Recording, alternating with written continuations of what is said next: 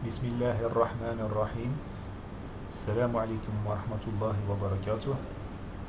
Je suis Kilmash Najib, maître assistant classe B à l'université de Mohamed Sadiq Ben Yahya Jijel, faculté des sciences et de la technologie, département d'électrotechnique. Cette vidéo est une présentation du cours TP Machine électrique adressé aux étudiants du troisième année, licence spécialité électromécanique.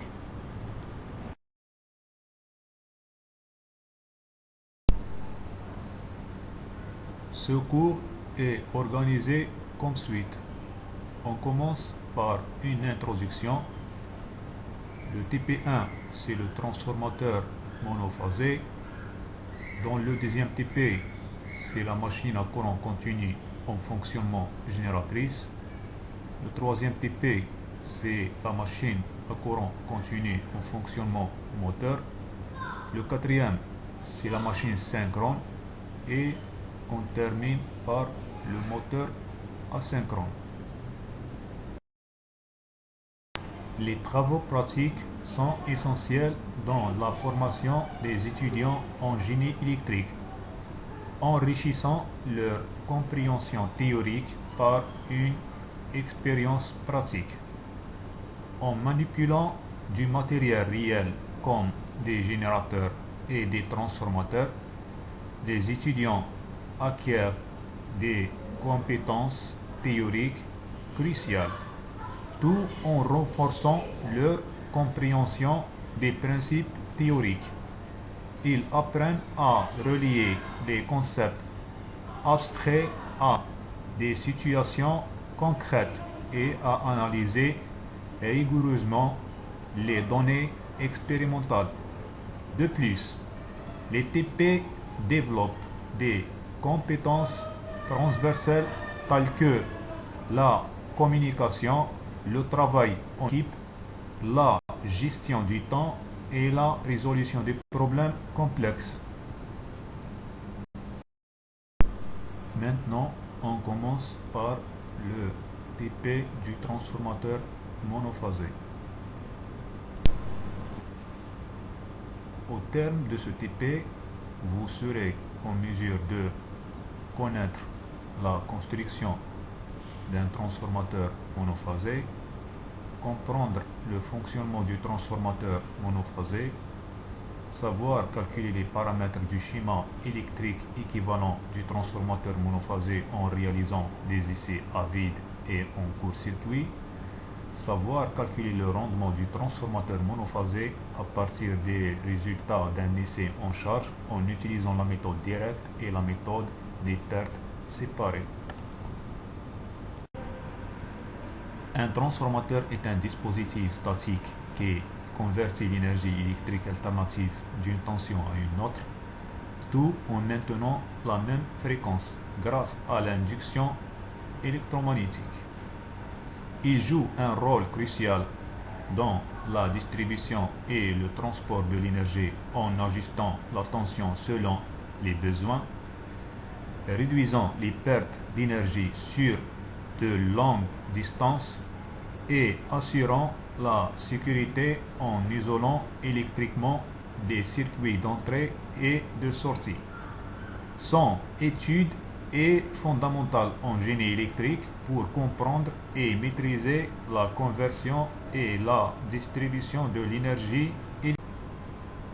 Un transformateur monophasé se compose de deux éléments distincts, le circuit magnétique fermé et deux circuits électriques indépendants, identifiés comme le circuit primaire et le circuit secondaire, comme illustré dans la figure suivante.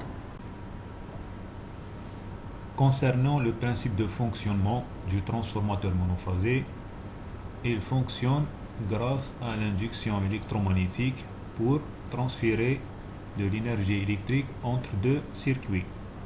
Un courant alternatif appliqué au bobinage primaire crée un champ magnétique variable, générant un flux magnétique dans le noyau ferromagnétique du transformateur.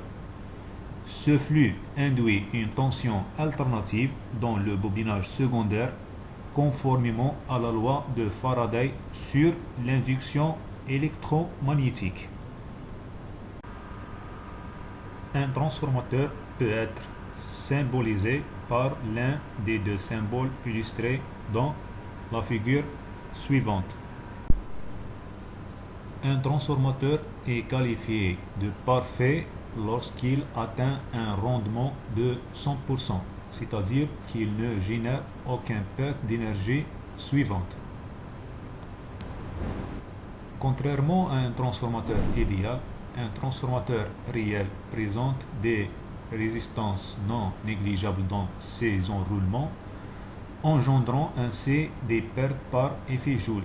De plus, il subit des pertes dans le circuit magnétique dû à l'hystérésis et au courant de Foucault, ainsi que des pertes par fuite magnétique, où les lignes de champ ne sont pas entièrement canalisées par le circuit magnétique.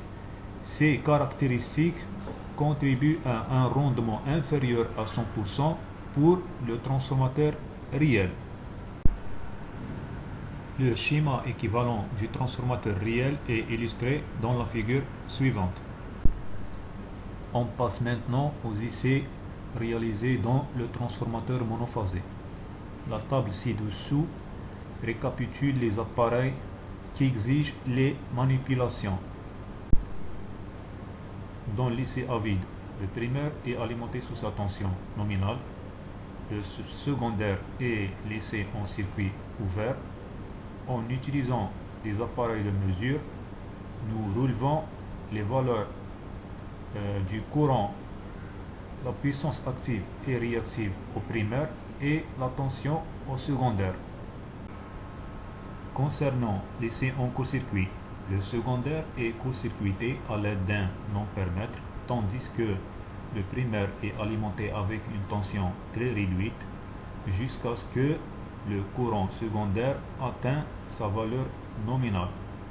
Ensuite, à l'aide des appareils de mesure, nous relevons les valeurs de V1cc, E1cc, P1cc et Q1cc.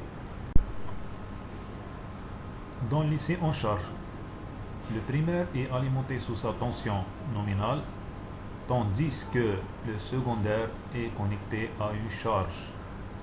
En utilisant des appareils de mesure appropriés, relevez les valeurs de I1, I2, P2 et V2.